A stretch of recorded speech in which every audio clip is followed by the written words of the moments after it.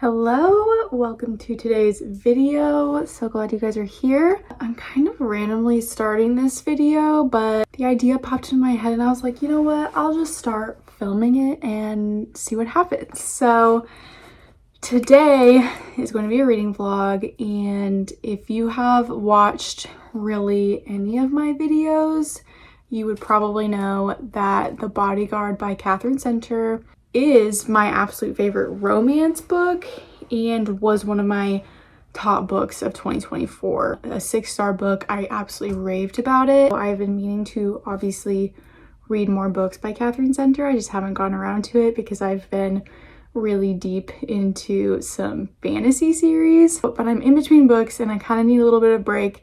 So I was like, what a more perfect time to have some fun romance books. The two books that I'll be reading in this vlog are Hello Stranger and The Rom-Commers. I think I'm going to start out with Hello Stranger and we'll just see how it goes. Thank you guys for being here. I really hope that I end this video with some 5-star books.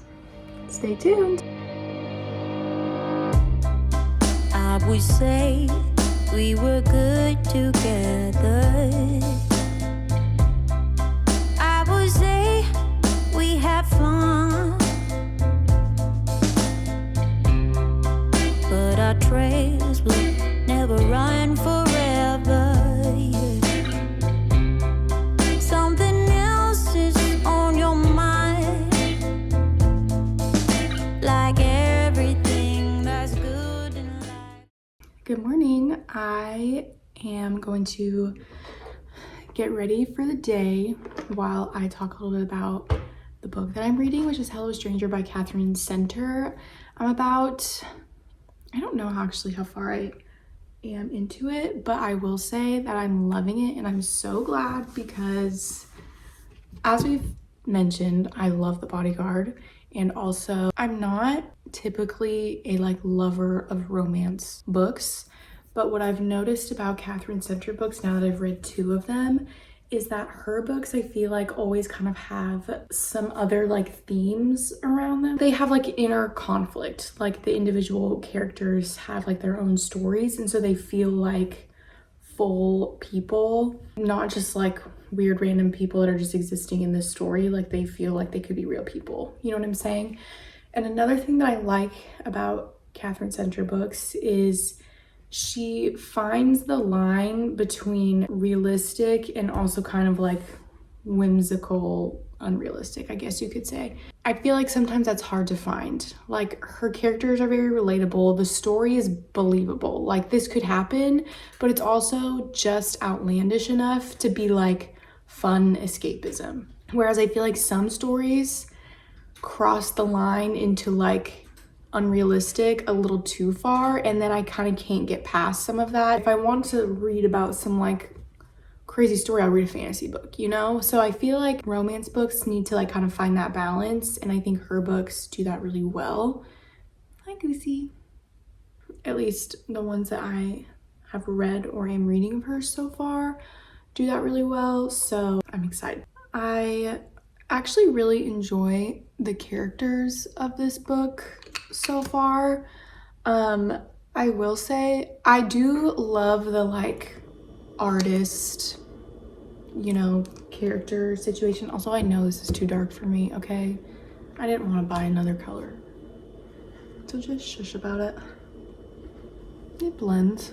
Sadie is an artist. She's kind of down on her luck a little bit, and she's living, I'm pretty sure all of the books take place in Texas, except it feels very New York. I will say I had a hard time picturing this was happening in Texas. It felt New York City to me. She's kind of a starving artist, and she's about to get her big break when kind of something happens, and she has to sort of deal with this new reality and how she literally views life.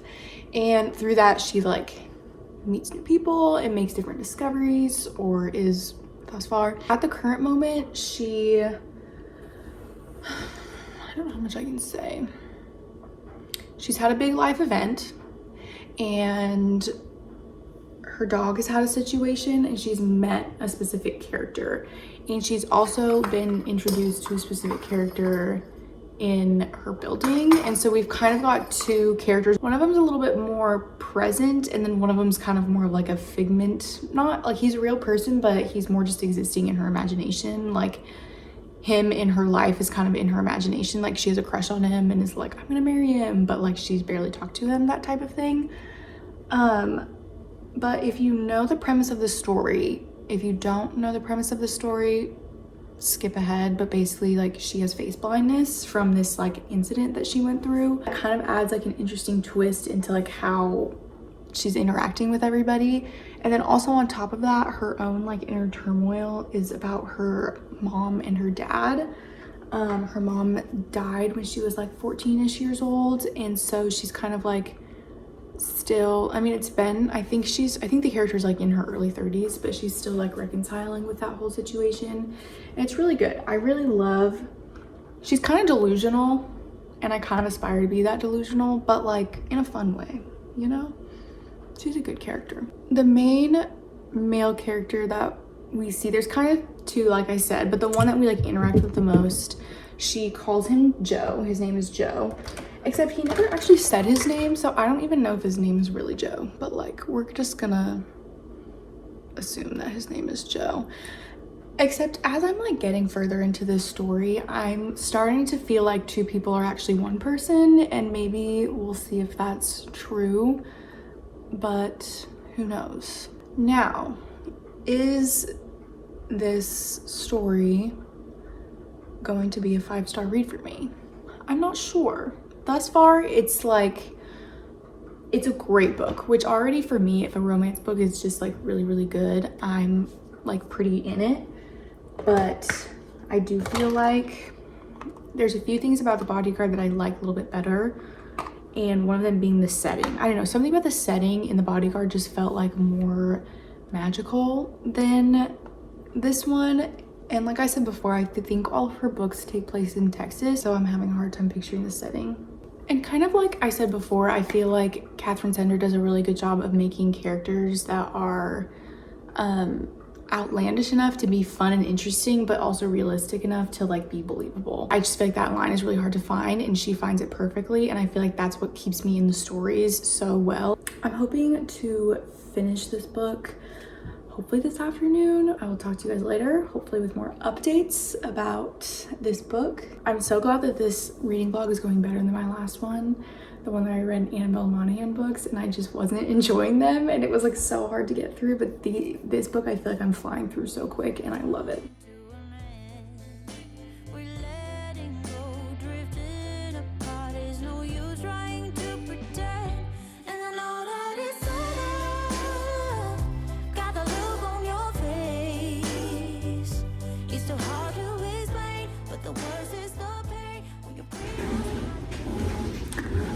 Okay, hopefully you can hear me because my washer's going, but I just had to say that in my last update, I kind of suspected that somebody was also maybe someone else. I was right. And you say, Gloria, please, don't cry for me. I'll talk more about this a little bit later, about my final thoughts about the book. I'm not 100% sure what to rate it yet, but that was really good. Okay, I am back, and I'm here to talk about my final thoughts of Hello Stranger. It's been a couple hours since I finished this book, and I thought a lot about the rating that I wanted to give it. I'm gonna settle on a 4.5 to a 4.75 stars, like somewhere in there. Very, very, very, very, very highly rated, but just not quite 5 stars. Let me explain why. I'm debating, there's like kind of one spoiler that technically, it's not kind of a spoiler, it's a very big spoiler. I'm just going to talk about it because it's one of the reasons that I didn't rate this book 5 stars. Like, kind of how this was revealed. So if you don't want to listen to that, go to this timestamp. This is me giving you a moment.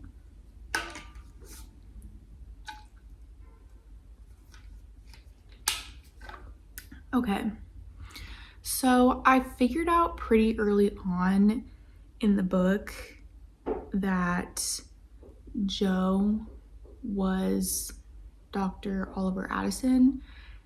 And I feel like maybe that wasn't supposed to be super secretive and maybe I'm just like overthinking it, but like she didn't make it too obvious until later on in the book, I feel like. But I did figure it out. So I think I figured it out early enough, or at least I suspected early enough, that I had was growing in anticipation and expectation of how this was going to be kind of revealed and resolved. I just didn't have that moment that I was hoping for. And maybe some people would read it and say it did have that moment, but for me, it just didn't. I really liked the conflict part. You know, she goes to the vet and is basically like, hey, I know we didn't really have anything going on, but I just want to let you know this is where I'm at. I kind of have some other things going on, whatever. And he's very disappointed and all of these things, and she's kind of confused, which makes sense. And then it's kind of the drama of Joe is now ghosting her and what's going on. She doesn't understand. She just basically dumped this guy to pursue him, but now he's AWOL. And so obviously at that point, I figured it out before that point, but obviously when you're in that point, you're oh my gosh, they need to figure it out. And typically, I know some people don't love a miscommunication trope, but this wasn't even a miscommunication trope. It was something different, and I thought it was interesting. So I was really hoping that they'd have this big aha moment of figuring it out. I think I was a little bit disappointed in the delivery, and it felt like it just went really fast. After that moment, they kind of come back into the main group area, and then her best friend sees him and is oh my gosh, what's going on? And they basically just rehash all of the details to her, and it felt like just a information dump. Strangely, that felt the least romantic part of the book, even though that should have been the most. And then you basically go straight to the epilogue, and it was just kind of oh. And there was another aspect that kind of disappointed me a little bit, and it was the whole art show situation. She knew she wasn't gonna win, but I was hoping there would be a moment of her that's when she opens up about facial blindness and gets to express this thing that she's been walking through for weeks and weeks through this piece of art, which she did, but it wasn't verbalized to anyone. I think I was kind of hoping that would be kind of more of a moment. And then the big, all of the family stuff kind of started getting resolved in that time, that scene. And I don't know, that part felt a little messy to me. I think I was hoping for different type of resolution with her dad. Right at the beginning of the book, she talked a lot about her dad, and then we never really get a mention of him. And then all of a sudden, there's this big moment happening and lots of reconciliation and a fight and all this stuff. And I think maybe I was hoping for just some more clues in between of just kind of some of the turmoil, so this resolution felt like an actual resolution. Because a lot of stuff, when they were talking it out, in that moment, a lot of stuff came up about things that she went through during that time after her mom died, but we knew none of that stuff until right then. I wish I would have learned that throughout the book, so it felt like there was a gradual growth towards conclusion. But still, such a good book. This book really solidified for me that I love Katherine Center's writing. Those are my thoughts. I really liked it, and I'm genuinely excited to dive into the next book. I think it's called The Rom-Commers.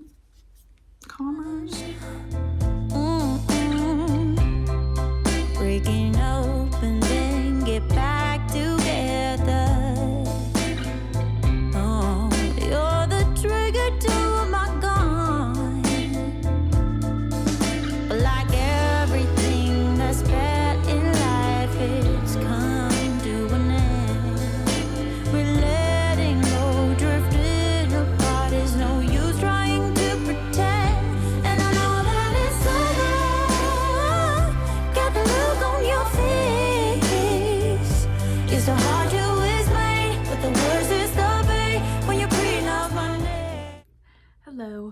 My update for tonight is that I have a tummy ache. So, very classic girl of me. And so I'm going to rot in bed and read this book. Good night.